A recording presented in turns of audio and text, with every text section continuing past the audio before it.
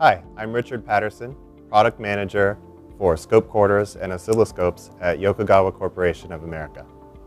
The DL350 ScopeCorder is our portable ScopeCorder solution. It has 2 slots for input modules, a touchscreen, and can be operated with a battery power, as you can see here. This means it's an ideal solution for portable testing or remote location testing. In addition, it has the capability to connect to a GPS receiver and record GPS data along with the other pieces of data you're recording in your system. To do this, you need the GPS receiver from Yokogawa that I have in my hands here.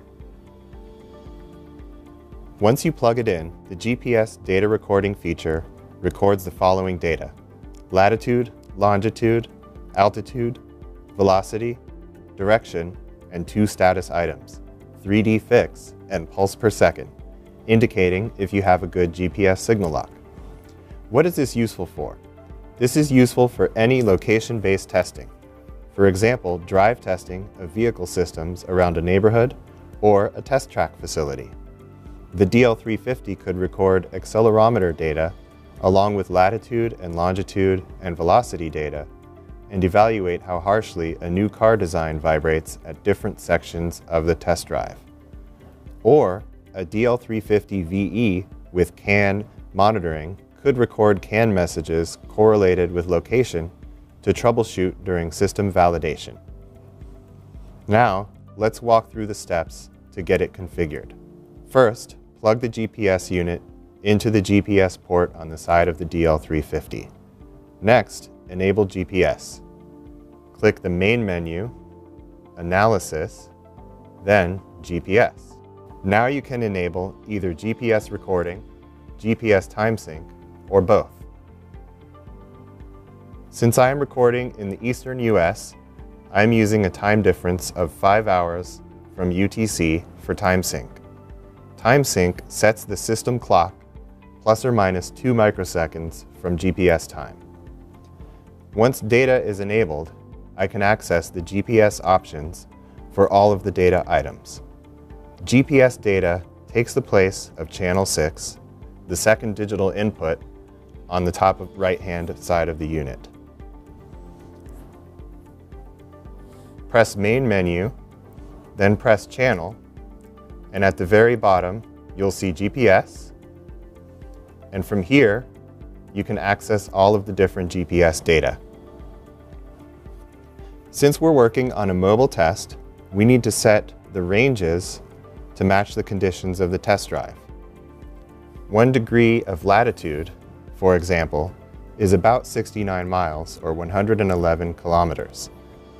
I used a popular mapping website to get the GPS coordinates at the start and end of my drive test.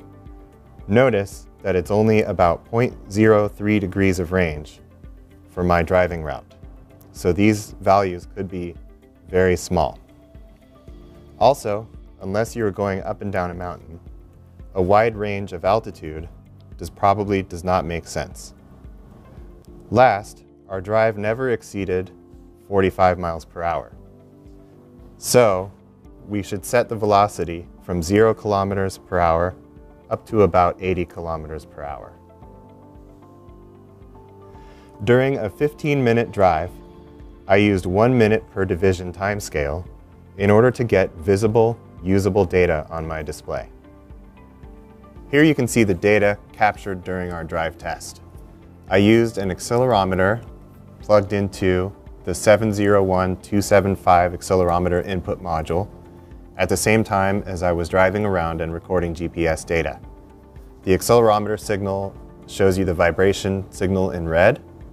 I've got my velocity displayed in purple, and longitude and latitude are 2 shades of green.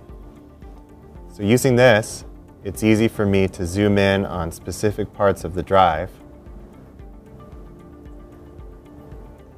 in order to find out what was going on with the vibration corresponding to what kind of velocity or acceleration I was experiencing during the drive test.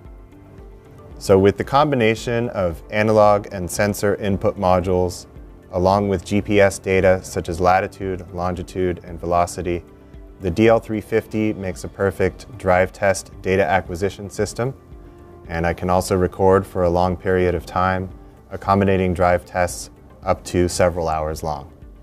So that concludes my tutorial on using GPS with the DL350 ScopeCorder. Thank you very much, and please look for other videos from Yokogawa Test and Measurement.